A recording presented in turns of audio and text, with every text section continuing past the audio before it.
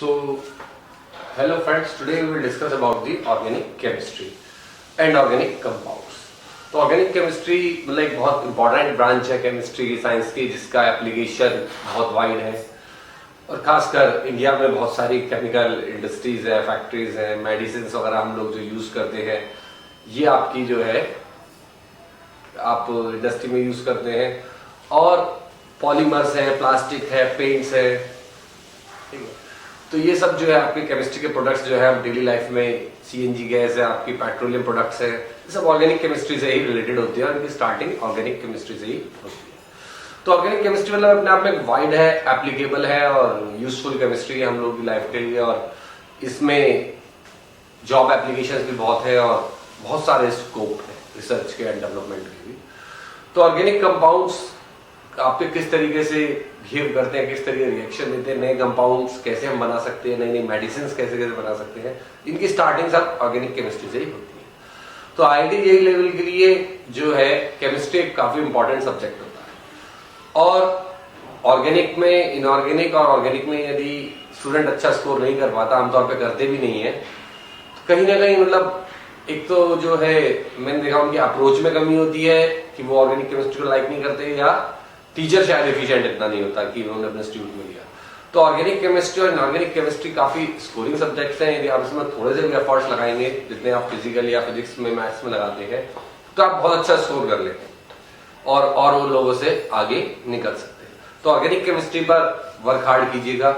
अच्छी बुक्स जैसे आपकी सोलोमन की है, जगदम्बा सिंह की है, ओपी टंडन की है, उनको आप पढ़िएगा। पीछे क्वेश्चन बैंक है, उसको आप यदि पढ़ के कोशिश करेंगे सॉल्व करने की, तो बहुत आसानी से चीजों को सीख सकते हैं। और ये भी है कि टीचर आपके साथ कैसा और साथ के बच्चे भी कैसे हैं, तो इस पर थोड़ा सा एम्फसाइजेशन आप लोग रखिएगा, तो आईआईटी में अच्छा स्कोर हो सकता है। तो ऑर्गेनिक केमिस्ट्री फंडामेंटली है क्या, और ये डेवलप भी कैसे कैसे होती चली गई, और देन आगे मतलब किस फॉर्म में पहुंच जाएगी। तो ऑर्गेनिक केमिस्ट्री के बारे में मतलब पहले लोगों को कुछ भी ज्यादा नहीं पता था, और कुछ बातें पता भी थी तो गलत थी। जैसे बर्जीलियस ने आपकी हाइपोथेसिस दी थी,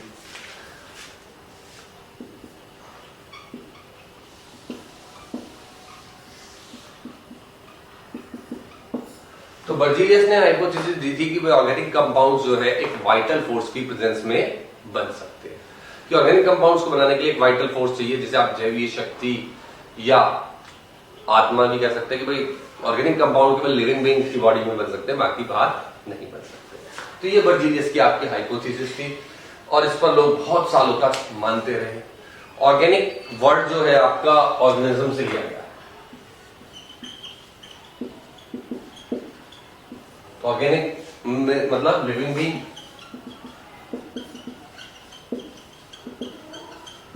तो लिविंग बीइंग की केमिस्ट्री, ऐसा कुछ लोगों ने स्टार्टिंग में ऑर्गेनिक केमिस्ट्री के बारे में सोचा था। इनके एक स्टूडेंट थे वोहलर, उन्होंने आपका लैब में अमोनियम साइनेट को हीट करा था।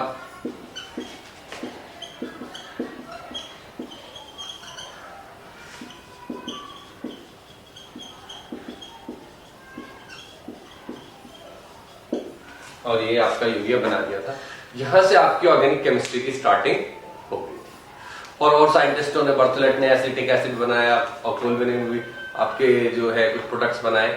तो इस तरीके से जो है आपकी जो है ऑर्गेनिक केमिस्ट्री के फिर धीरे धीरे प्रोडक्ट्स बनने लगे और बहुत सारी डिस्कवरीज होने लगी और ऑर्गेनिक केमिस्ट्री बहुत आगे बढ़ गई। और आज की तारीख में जैसे आप देखें भाई, हिंदी में मतलब आप इसके वर्ड की ट्रांसलेट करने की कोशिश करें ऑर्गेनिक केमिस्ट्री की, तो क्या करते हैं, ठीक है।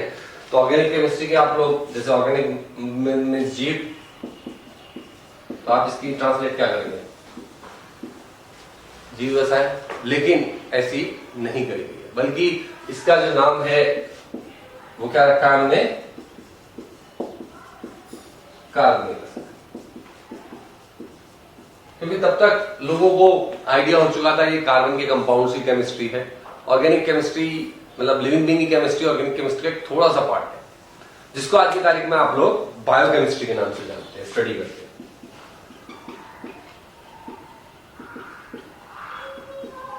ठीक है, तो बायोकेमिस्ट्री की जो स्टडी है वो एक टॉपिक बायोमोलिक्यूल्स वगैरह वहां पर हम डिस्कस करेंगे। बाकी मेडिकल साइंसेज में आपका बायोकेमिस्ट्री पूरा एक सब्जेक्ट बन जाए।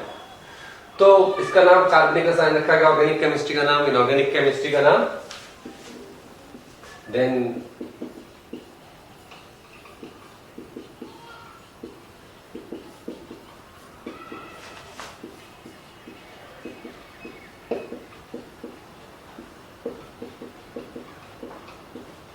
कार्बनिक रसायन आपका रखा गया। तो जो हमने ऑर्गेनिक इनऑर्गेनिक वर्ड रखे थे स्टार्टिंग में, अब रखे गए थोड़े से वो अपने मतलब जो उनका वर्ड मीनिंग था उससे डिफरेंट थे। तो नॉर्मली शुरुआत में कहा गया कि organic chemistry is the study of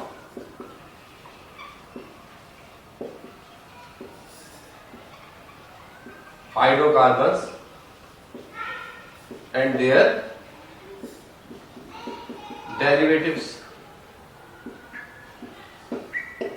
ठीक है, तो इसकी लेटेस्ट डेफिनेशन है कि ये स्टडी ऑफ हाइड्रोकार्बन और उनके डेरिवेटिव से मिलकर बनी है। नॉर्मली हम लोग ये भी सोच लेते हैं कि भाई कार्बन जितने कंपाउंड है वो ऑर्गेनिक होंगे, लेकिन carbon monoxide, carbon dioxide, carbonate, bicarbonate, cyanide, isocyanide, इन सबको जो है हम लोग किसमें रखते हैं, इनऑर्गेनिक केमिस्ट्री में, क्योंकि इनकी केमिकल प्रॉपर्टीज जो है वो ऑर्गेनिक कंपाउंड्स की केमिकल प्रॉपर्टीज से डिफरेंट है। तो ऑर्गेनिक कंपाउंड्स की जो प्रॉपर्टीज होती है नॉर्मली वाटर में इनसॉल्युबल होते हैं, कोवेलेंट होते हैं। यदि वाटर में सॉल्युबल भी हैं तो that is due to hydrogen bonding, वो आपके वाटर में हाइड्रोजन बॉन्डिंग की वजह से ही सॉल्युबल है। और आपके जो इनसॉल्युबल है वो आपका क्योंकि नॉन पोलर बॉन्ड्स बने होते हैं कार्बन हाइड्रोजन में, तो वो आपके इनसॉल्युबल होते हैं। तो और इनमें कोवेलेंट कैरेक्टर होता है। और ऑर्गेनिक कंपाउंड बहुत ज्यादा नंबर में है, इनऑर्गेनिक कंपाउंड बहुत कम है नंबर में। जबकि आप देखें इनऑर्गेनिक केमिस्ट्री में 120 एलिमेंट्स आते हैं और ऑर्गेनिक में आपके carbon, hydrogen, nitrogen, oxygen, sulphur, phosphorus, halogens कुछ ही एटम्स होते हैं, मान लो 20 जा सकता है, तो भी आपके ऑर्गेनिक कंपाउंड का नंबर बहुत ज्यादा मिलता। इसके फंडामेंटल दो रीजन है, कैटिनेशन और दूसरा आइसोमेरेस, जिसकी वजह से ऑर्गेनिक कंपाउंड का नंबर आपका करोड़ों में बन चुका है। कैटिनेशन मीन है आपका जो है कि आपका जो है कार्बन कार्बन की long chain, tendency of a carbon atom to make its long chain.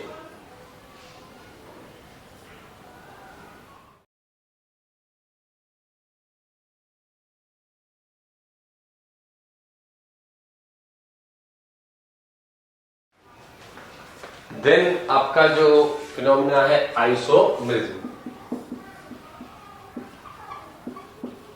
इसका मतलब है सेम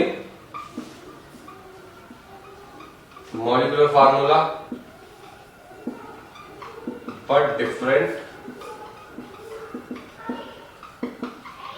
स्ट्रक्चरल और stereo formula. So that type of compounds are called stereo और structural isomers। ठीक है, तो कंपाउंड अलग अलग होते हैं। जैसे आपका C2H6O है, तो इसका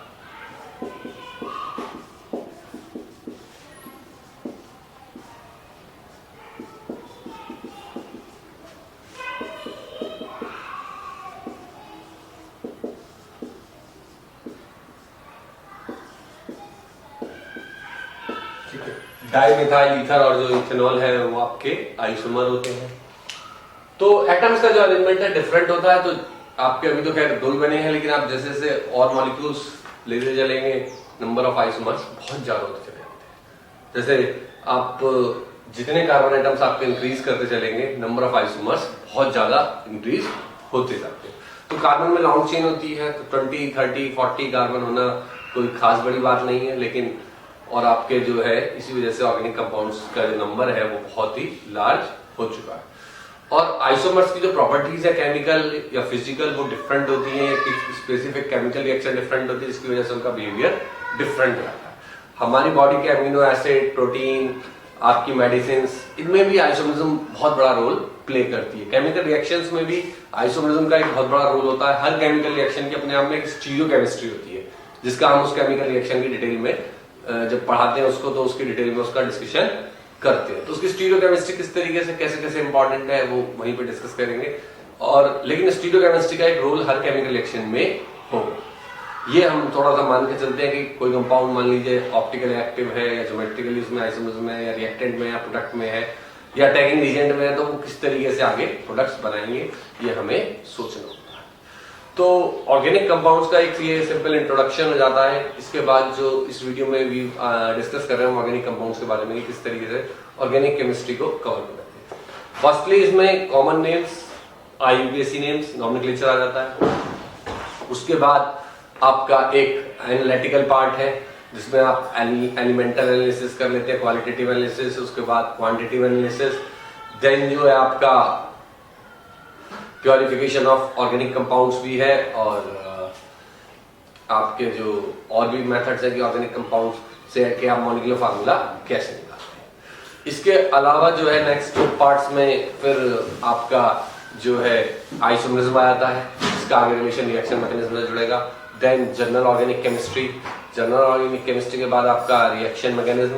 रिएक्शन मैकेनिज्म में आपकी ऑर्गेनिक केमिस्ट्री पूरी कंप्लीट हो जाती है प्रकार से, ठीक है। लेकिन उसके बाद जो आप उनके कंपाउंड्स होते हैं जैसे हाइड्रोकार्बन, एल्कोहल और आपके फिनॉल्स और जो आपके और कंपाउंड्स हैं उनकी हम लोग स्टडी करते हैं, ठीक है। एल्डिहाइड, कीटोन्स का और आपके nitrogen compounds, carboxylic acid compound और उसके डेरिवेटिव्स, और उसके बाद आपके बायोमोलिक्यूल्स और पॉलीमर्स आते हैं। इन सबकी जो है one by one organic chemistry में स्टडी करनी होती है। तो इसके लिए आप रिएक्शन मैकेनिज्म की जो बुक्स आती हैं एक पर्टिकुलर थोड़ा उससे डिटेल में चीजें स्टडी कर लीजिए, मॉरिसन बाय, सोलोमन या जगदम्बा सिंह, और भी बुक्स है। लेकिन इंडियन बुक्स में थोड़ी एरर्स होती हैं, दैट इज दी एक प्रॉब्लम है। तो इन सब की जो आप स्टडी करेंगे तो आपकी ऑर्गेनिक केमिस्ट्री धीरे धीरे बहुत अच्छी होती चली जाएगी और इसमें स्कोर करना बहुत आसान होगा। ठीक है, थैंक्स सर।